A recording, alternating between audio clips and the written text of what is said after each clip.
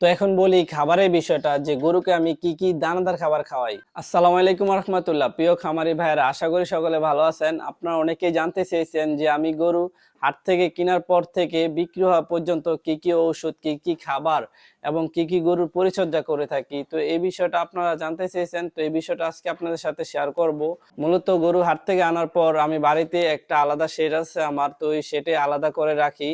তার পরবর্তীতে কুসুম গরম পানির সাথে আপনার এই যে পটাশ মিশিয়ে গরুর পুরো শরীর ভালো করে ধুয়ে দেয়। এই যে দেখেন, এটা হচ্ছে পটাশ। তো এই পটাশটা কুসুম গরম পানির সাথে মিশিয়ে গরুর পুরো শরীর ধুয়ে দেয় এবং পাগুলো ধুয়ে দেয়। যদি গরুর গায়ে জীবাণু থাকে এবং গরুর সমস্যা থাকে, তো সেক্ষেত্রে জীবাণুটা কেটে যায়। তো তার পরবর্তীতে গরুকে আমি দানাদার খাবার দিয়ে দেই। অনেক গরু দেখা যায় দানাদার খাবার খায়, অনেক গরু খায় না। তো সেক্ষেত্রে আমি গরুকে এই যে রুচির জন্য নাবাদাদি স্টিপ এটা খাওয়াই। আর এই যে ফার্স্ট বেড, অনেক গরু অনেক দূর থেকে আসে, তো সেক্ষেত্রে গরু গায়ে জ্বর এবং ব্যথা থাকে, তো সেই জন্য আমি দুইটা ওষুধ একত্রে করে খাওয়াই। এই যে ফার্স্ট বেড, এটা দুইটা করে আপনার 2 দিন খাওয়াবেন, সকালে দুইটা বিকালে দুইটা, এমন করে 2 দিন খাওয়াবেন। আর এটা হচ্ছে আপনার 4 বেলা খাওয়াবেন, সকালে একটা বিকালে একটা, এমন করে 2 দিন খাওয়াবেন। তো যদি রুচি না থাকে তাহলে এই যে নাবাদাইজিস্টিভ এটা খাওয়াই। আর গরুর যদি শরীরে ব্যথা এবং জ্বর থাকে, তো সেক্ষেত্রে এই যে ফার্স্ট বেড খাওয়াই। তো এগুলো খাওয়ানোর পরে আপনারা তার সাথে এই যে জাইমু বেটা খাওয়াতে পারেন, এটাও রুচির জন্য কাজ করে এবং বদহজমের জন্য কাজ করে।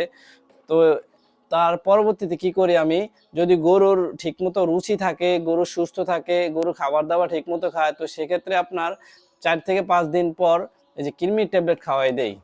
যে এটা হচ্ছে এলটিবেট একমির কোম্পানি কৃমির ট্যাবলেট, তো আমি এটা খাওয়াই। যদি গরু সুস্থ থাকে, খাবার দাবার ঠিক থাকে, 4 থেকে 5 দিন পর কৃমি মুক্ত করে দেই। তো কৃমির ট্যাবলেট খাওয়ানোর একদিন পর থেকে লিভারের ফাইল খাওয়াই। এই যে হ্যাপাটোবেট, দেখেন হ্যাপাটোবেট, তো আমি এটা লিভারের ফাইল খাওয়াই দেই। এটা হচ্ছে সকালে খাওয়াই, আর বিকালে হচ্ছে এই যে জিঙ্ক খাওয়াই। জিঙ্ক বি, দেখেন এটা হচ্ছে জিঙ্ক বি, এটা খাওয়াই, ঠিক আছে। তো এগুলো খাওয়ানোর পরে আপনার এগুলো আপনার কয়দিন, 5 থেকে 7 দিন খাওয়াবেন লিভারের ফাইল এবং জিংবি। 5 থেকে 7 দিন খাওয়ানোর পরে তার পরবর্তীতে আমি এই যে গরুকে কলিজা কৃমি ইঞ্জেকশন দিয়ে দেই। এই যে নাইট্রোনিক্স, এটা হচ্ছে চামড়ার নিচে দিতে হয় এই নাইট্রোনিক্স ইঞ্জেকশন, এইগুলা খাওয়ানোর পরে দিয়ে দেই।